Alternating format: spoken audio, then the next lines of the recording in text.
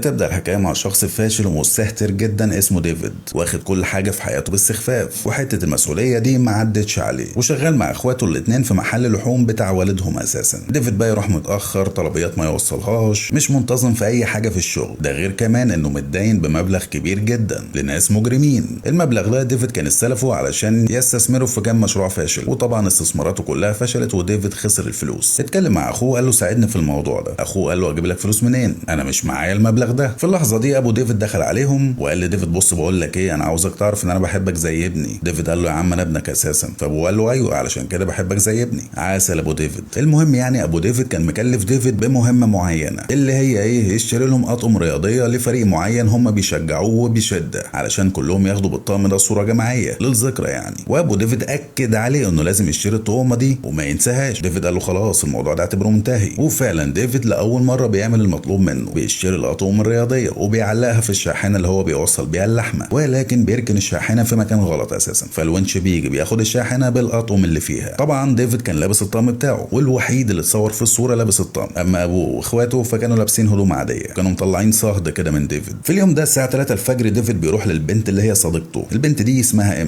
ايما بتقول له ايه يا عم انت ما جيتش ليه على ميعادنا؟ احنا ميعادنا كان الساعه 10 اساسا. ديفيد قال لها معلش حصل معايا ظروف وما قدرتش اجي في ميعادي. ايما قالت له ما فيش مشكله، انا عاوز اقول لك على حاجه. قالت له انها حامل. ديفيد اول ما سمع الجمله دي اتسمر مكانه، ما قالش اي حاجه، بس كان واضح على وشه ان هو مش مبسوط وخايف. طبعا ايما قرت الموضوع ده كله على وشه، فقالت له بقول لك انا اساسا مش عاوزك تبقى ابو الولد، يلا يا فاشل من هنا، انت اساسا مش بتشيل مسؤوليه، وانا مش عايز ابو الولد يكون حد زيك كده. وقفلت في وشه الباب. ديفيد سابها وراح لواحد صاحبه محامي يحكي له اللي حصل. صاحبه قال له بقول لك ايه، اهرب، خلفة ايه وعيالي يا عم؟ ما انا هو قدامك متجوز ومعايا 4 عيال مطلعين عيني، بص لي كده، ايه رايك في حالي؟ حاسس بالانبساط اللي انا حاسه؟ اسمع مني واهرب، يا اما هتبقى سعيد زي ما انا سعيد كده. ديفيد بيرجع البيت بيحس ان في حد عنده في البيت، بيمسك عصايه البيسبول لانه كان فاكر ان الشخص ده هم المجرمين اللي مدينينه، ولكن اتضح ان الشخص ده بيمثل عياده تخصيب. العياده دي ديفيد كان اتبرع فيها تقريبا من 20 سنه بحيوانات منويه كتير، هو مش كتير قوي، يا دوبك 693 مره بس. ديفيد كان بيعمل ليه كده؟ لانه كان بياخد مقابل الحاجات دي فلوس، وجمع من ورا الموضوع ده تقريبا اكتر من 24,000 دولار. المهم الراجل ده قال له ان هم استخدموا حيواناته المنويه مع ستات كتير بتيجي العياده علشان تبقى حوامل، ونتيجه كده 533 طفل اتولدوا. ال 533 دول في منهم دلوقتي 142 عاوزين يعرفوا مين ابوهم. يا جماعه اللخبطه اللي انتوا عايشين فيها دي. الراجل قال له بص يا ديفيد، انت دلوقتي اب ل 533 طفل، وزي ما قلت لك في منهم 142 واحد عاوزين يعرفوك، وهم دلوقتي طبعا ما بقوش اطفال، دول بقوا شباب كبيره. كمل كلام الراجل ده وقال له ان العياده ملزمه قانونيا انها تحمي هويتك وما تقولش للشباب دي مين هو ابوهم، ولكن انا جاي لك هنا بناء عن رغبه ال 142 واحد اللي عاوزين يعرفوك. فكر في الموضوع كده وشوف هتعمل ايه. ديفيد طبعا ما كانش عارف يعمل ايه من الصدمه، فكلم صديقه المحامي بريت قال له القضيه دي هتبقى مثيره جدا للراي العام. اخيرا يا ديفيد همسك قضيه اتشهر بسببها. امي كانت دايما تقول انت هتبقى فاشل هتبقى فاشل، تستنى عليا بس لما اكسب القضيه واروح اشوف وشها هيبقى عامل ازاي. المهم ادى فايل لديفيد وقال له دي البروفايلات بتاعت ال 142 واحد اللي عاوزين يعرفوك، ونصيحه مني يا ديفيد ما تفتحش الفايل ده. ولكن ديفيد لما روح الفضول كان واكله قوي، فتح الفايل طلع منه بروفايل واحد بس يتفرج عليه، لقى ان الشاب اللي هو ابنه ده لاعب كره سله مشهور جدا. فعلى طول اخد صديقه وراح علشان يحضروا مباراه لابنه ده، وفضل يشجعه بطريقه شرسه جدا، ومشاعر الابوه جواه كانت طاغيه عليه جدا. كان بيدافع عن ابنه بطريقه مستميته، مفيش حد من اللي حواليه كان يستجرأ انه يقول ان طريقه لعب ابنه وحشه. ديفيد في اللحظه دي بدا يحس بالمسؤوليه، وقال لصديقه بعد كده ان هو خلاص ناوي يعيش حياه طبيعيه. واول حاجه عملها تاني يوم راح وقابل صديقته عند اسم الشرطه لانها اساسا شرطيه. قال لها بص يا اما انا نويت اني اتغير ومحتاج منك تديني فرصه صغيره اثبت لك فيها جديتي. وركب العجله بعد كده علشان يمشي من قدامها وهو عامل دور الجداني كده، ولكن الجنزير فلت وكان هيخبط في طقم الظباط اللي كانوا واقفين معاها، ضاعت الكاريزما. المهم بيروح بعد كده بيسحب بروفايل تاني من الفايل، بيطلع برضه ولد، والولد ده شغال في كافيه. وديفيد لما بيروح للولد ده بيلاقيه متعصب جدا. ليه بقى؟ لان الولد ده كان المفروض يروح تجربه اداء علشان نفسه يطلع ممثل، لكن للاسف مواعيد شغله جايه في نفس مواعيد التجربه دي، علشان كده متعصب. وديفيد لما فهم ظروفه كده ولقاه متعصب سابه ومشي. بس لما خرج من المحل فكر في انه يساعد ابنه، ودخل له تاني وعرض عليه ان هو اللي يمسك المحل مكانه، واداله مفاتيح العربيه اللي بيوصل بيها اللحوم علشان الولد يروح بيها للمكان اللي فيه تجربه الاداء. ولكن ديفيد لما مسك المحل مكانه بهدل الدنيا، ما كانش عارف يهندل الزباين. في وسط الزباين كان صاحب المحل موجود. قال لديفيد يقول للشاب اللي شغال في المكان اللي اسمه جوش انه مرفوض علشان ساب المحل ومشي. ديفيد حاول يثبت الراجل بكلمتين، ولكن الراجل ده كان كلح جدا، اصر انه يرفض جوش. فديفيد استنى بره المحل لغايه ما جوش رجع، وجوش لما شاف ديفيد واقف بره فهم ان هو اترفض، ولكن قال لديفيد ديفيد ان هو اتقبل في طاقم التمثيل. ديفيد طبعا فرح جدا انه قدر يساعد ابنه التاني. طبعا كل ده هو مش بيقول لهم ان هو ابوهم، هو بيروح يشوفهم ويساعدهم بس. وبيبدا بعد كده ديفيد يصلح من حياته خطوه بخطوه، وكل عاداته الوحشه كان بيبطلها. كمان في نفس الوقت كان كل يوم بيسحب بروفايل او اتنين ويروح يشوف الاولاد دي ويساعدها باي طريقه. واحد مثلا من الاولاد دول من الناس اللي هي بتعزف في الشارع دول وبيلموا فلوس، ديفيد كان كل يوم يروح يقف قدامه ويشجعه، وكمان كان بيخلي الناس تشجعه بالعافيه. واحد تاني كان منقذ في حمام سباحه، فديفيد كان بيروح حمام السباحه ده كل يوم علشان يشوف ابنه ده. واحد تاني اقترح انه شغال في مطعم من المطاعم اللي ديفيد بيوزع عليها اللحوم. ما طبعا يا عم 533 عيل ده انت هتلاقيهم متنطورين في كل مكان. كمان كان منهم بنت كده لبسها قصير حبتين. ديفيد في اليوم ده كان ماشي وراها وبيحاول يلم عيون الناس اللي حواليها، منهم واحد عكسه كده، فديفيد راح وزعله هدده. كل ده والبنت اساسا مش واخده بالها منه. المهم بيجي في يوم بيركب العربيه كده بيلاقي اما مستنياه في العربيه، بتقول ان هي رايحه تعمل في اليوم ده السونار، فكانت محتاجاه معاها كصديق. ديفيد قال لها يا سلام مفيش اي مشكله، اروح معاكي كصديق. وراحوا شافوا ابنهم لاول مره قدامهم في السونار، وهما الاثنين كانوا متحمسين جدا. ولكن بعد كده اما اتكلمت معاه وقالت له انها حاسه انها مش قد المسؤوليه انها تبقى ام دلوقتي. انا حاسه ان الموضوع صعب، ازاي يبقى معايا طفل انا مسؤول عنه؟ امال لو عرفت ان اللي جنبك ده معاه 533 هتعملي ايه؟ المهم يعني ديفيد هداها واقنعها ان هي هتبقى ام زي الفل. ورجع تاني يبص في البروفايلات بتاعت عياله ويكمل اللي كان بيعمله. كل يوم يبص على 2-3 لغايه ما جه واحد منهم كده ديفيد كان بيمشي وراه علشان يشوفه رايح فين ويحاول يحتك بيه باي طريقه. ففضل ماشي وراه لغايه ما الولد ده راح لمكان كده فيه تجمع لل 533 شاب اللي هم اولاد ديفيد. فجاه كده ديفيد لقى نفسه موجود وسط ال 533. ديفيد اخدوا الفضول وقف وسطهم كده يبص عليهم، فافتكروا ان هو عنده كلمه عاوز يقولها. ديفيد طبعا ما كانش عارف يقول ايه، فقال لهم انا عارف ان كنتوا بتدوروا على ابوكم ونفسكم تعرفوا هويته، بس انتوا مش واخدين بالكم لحاجه تانية، انكم انتوا كلكم لقيتوا بعض. فانا شايف انكم تتعرفوا على بعض وتبقوا سند لبعض. في اللحظه دي كان في عيل اصفر كده وراه اخد باله ان في حاجه غريبه في الشخص ده. وديفيد لما خرج من المكان ده لقى صديقه واقف هناك. صديقه قال له انت بتعمل ايه هنا؟ فديفيد شرح له ان الموضوع جه بالصدفه، هو كان ماشي ورا واحد من عياله وفجاه لقى نفسه في المكان ده. صديقه قال له اللي انت عملته ده غلط، انت اخر واحد تكون في المكان ده، ونصحه انه يبعد عنهم وما يحتكش باي حد فيهم. لكن ديفيد ما كانش عاجبه الكلام ده وسابه ومشي. فصديقه صرخ فيه كده بصوت عالي وقال له العيال دي مش لازم تعرف انك انت ابوهم، ومشي هو كمان. مين بقى كان مراقبهم في الوقت ده؟ ايوه الولد الاصفر. ديفيد وهو قاعد بالليل كده بيحس ان في حد تاني دخل بيته. مش فاهم انا ايه بيته ده اللي بيدخله اي حد ده. المهم يعني ديفيد بيبص كده لقى الولد الاصفر ده. الولد ده اسمه فيجو. قال لديفيد ان هو عارف ان هو والده وساوم ان هو مش هيقول لاخواته في مقابل ان هو يعيش معاه في البيت. فديفيد طبعا ما كانش قدامه غير ان هو يوافق. وبعد اليوم ده باسبوعين ديفيد راح يتكلم مع صاحبه، قال له يا عم انا مش طايق نفسي، الواد ده تقريبا بيكلمني في الساعه 3-4 مرات، ده غير حكاوي لما بنكون مع بعض، وبيسالني في حاجات خصوصيه كتير، انا زهقت منه. صدقني معاك حق، انا اساسا شفته مشهدين بس ومش طايقه. صديقه قال له ما قدامكش غير انك تستحمله والا هيكشفك لاخواته. وتاني يوم فيجو بياخده للمكان اللي متجمعين فيه 533. طبعا كانوا عاملين رحله خاصه بيهم علشان يتعرفوا على بعض ويقربوا اكتر من بعض، وديفيد كان وسطيهم بيشجعهم كلهم. في الوقت ده كان فيه مشاعر كتيره جدا ماليه المكان، كلها مشاعر سعاده ودفى واحساس بالعزوه. 533 واحد، ده انت معاك جيش يا عم. في كل شارع في المدينه كده لك 4-5. تاني يوم ديفيد بياخد صديقته بيوديها بيت والده علشان يعرفها عليهم ويعرفهم عليها. بس ديفيد وهو على الباب قال لصديقته ان اخواته دايما بيحبوا يهزروا معاه هزار رخم، وقال لها طبعا اكيد هيحاولوا يبوظوا منظري قدامك. ولكن اللي حصل جوه كان العكس تماما. ابو ديفيد حكى حكايه لايما، قال لها انه لما اتجوز كان فقير جدا، وكان واعد مراته انهم لما يبقوا اغنياء هيوديها شهر عسل في البندقيه. ولكن برضه فضلوا فتره طويله جدا فقراء، ومراته كمان في وقت من الاوقات بدا يحصل لها مشاكل صحيه وتتعب. قال لها في الوقت ده ديفيد فاجئنا انه حاجز لنا تذاكر طيران وكمان فندق في البندقيه، ورحت انا ومراتي وقضينا شهر العسل بتاعنا وبعد كده اتوفت. قال لها ديفيد هو اللي نفذ لمراتي الوعد اللي انا كنت وعده لها. اما في الوقت ده حست ان ديفيد رغم قله مسؤوليته وعاداته المتهوره الا انه بيحب يبسط الناس اللي حواليه ويفرحهم. وبعدها هما الاثنين لوحدهم كده سالته انت جبت الفلوس دي منين؟ الفلوس اللي انت صفرت بيها ابوك ومامتك ساعتها. ديفيد قال لها بالمجهود الذاتي. طبعا في الوقت ده بندرك ان الفلوس دي هي الفلوس اللي كان ديفيد بياخدها من العياده اللي كان بيتبرع عليها بحاجاته. ايه ده انت مصفر ابوك وامك ياض بالفلوس دي؟ ديفيد بيقابل صديقه بعد كده وصديقه بيقول له انت ايه اللي انت هببته ده؟ هو انت لما رحت المكان اللي كانوا متجمعين فيه نصحتهم انهم يتعرفوا على بعض ويقربوا من بعض اكتر؟ طيب بص بقى اللي حصل، القضيه دلوقتي بقت راي عام وكل مهتم بالشخص المجهول اللي هو سيادتك. عاوزين يعرفوا مين الشخص الواطي ده اللي مش راضي يكشف نفسه لعياله، اللي وسيادتك برضه. بس بعد كده قال له تصدق الموضوع ده فيه مصلحه ليك انت، احنا هنرفع على العياده اللي انت اتبرعت فيها بحاجاتك قضيه علشان انتهكوا خصوصيتك، ده غير كمان التشهير والاذيه والشتيمه اللي انت بتاخدها دي اللي اكيد سببت لك اذى نفسي. ديفيد قال له على فكره مفيش اذى نفسي ولا حاجه. بريت قال له يا عم في انت ايش عرفك انت، انا هرفع لك القضيه وهخليك تاخد تعويض مادي كويس جدا. ديفيد قال له لا انا مش هرفع قضيه ومش عاوز تعويض مادي. وفي يوم كده هو وايما اثناء ما كانوا بيشتروا حاجات الطفل، ديفيد فتح معاه موضوع الشخص ده اللي بيقولوا عليه ابو 533 طفل، وقال لها ايه رايك في الشخص ده؟ قالت له ده شخص كذا وكذا وكذا يعني وشويه شتيمه زي الفل، ازاي شخص يعمل حركه زي كده؟ 533 طفل ده ايه الجنان ده؟ في اليوم ده بالليل اخوات ديفيد بيجتمعوا بيه، بيقولوا له ان في ناس مجرمين راحوا لابوهم في البيت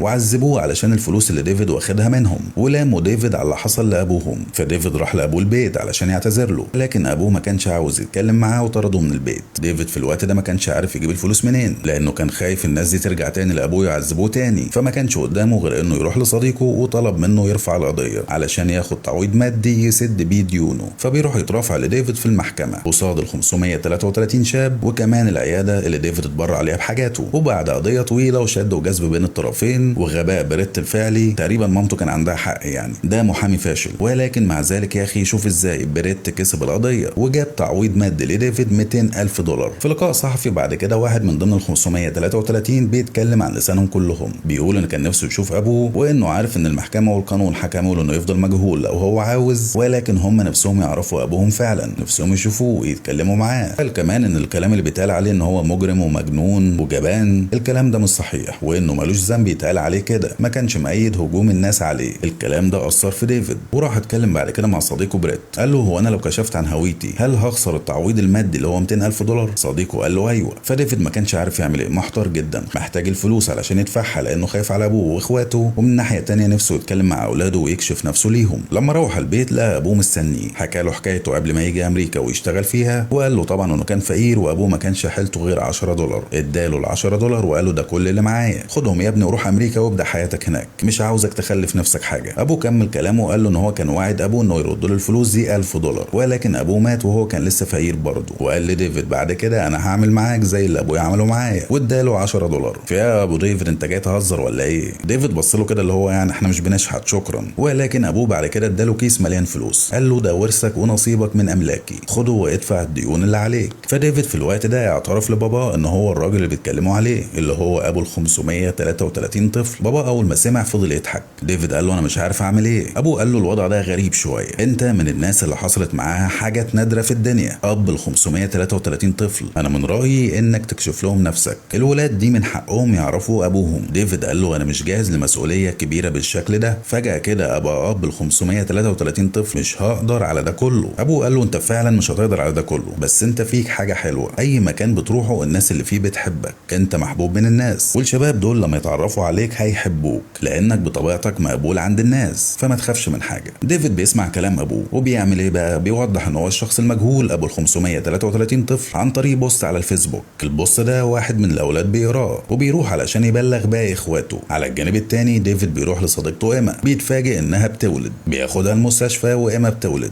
هناك بتجيله الممرضه بتقول له عيلتك مستنياك بره، فديفيد بيطلع يقابل عيلته، بيلاقي مين؟ ابوه واخواته وال 533 اولاده. ابوه بيساله اذا كان ابنه كويس، ديفيد بيقول له كويس لان الولد جه على 7 شهور. فاخوه بيستلطف بقى كده وبيقول له اذا كان ينفع ينزل معاهم الشغل من بكره.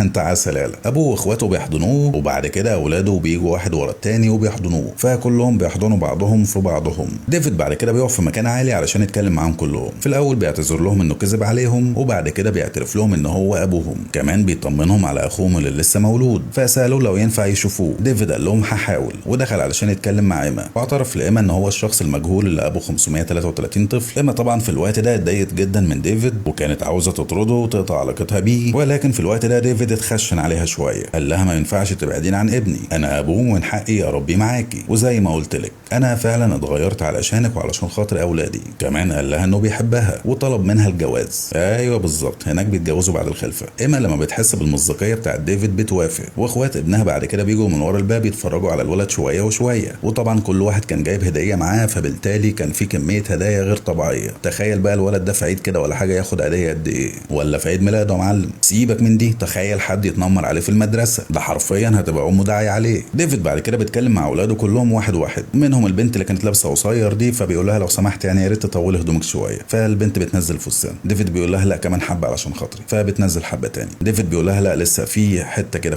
فالبنت بتنزل تاني. والفيلم بعد كده بينتهي في مشهد ختامي للولد ده اللي بيعزف وحواليه اخواته كلهم كمان ديفيد معاهم، ولغايه هنا الحكايه بتنتهي. يا ترى يا عزيزي المستمع لو نمت وصحيت كده في يوم من الايام ولقيت نفسك كده بطريقه او باخرى اب ل 533 شاب، هتعمل ايه؟ اوصف لي شعورك هيبقى عامل ازاي؟ واثناء ما انت بتفكر كده يا ريت تدوس على اللايك وتعمل كومنت وشير، وكمان تشترك وتفعل الجرس علشان تجيلك اشعارات بكل الفيديوهات الجديده. اسم الفيلم هتلاقوه في صندوق الوصف. مستنيكم ان شاء الله الفيديو اللي جاي. سامي زازا.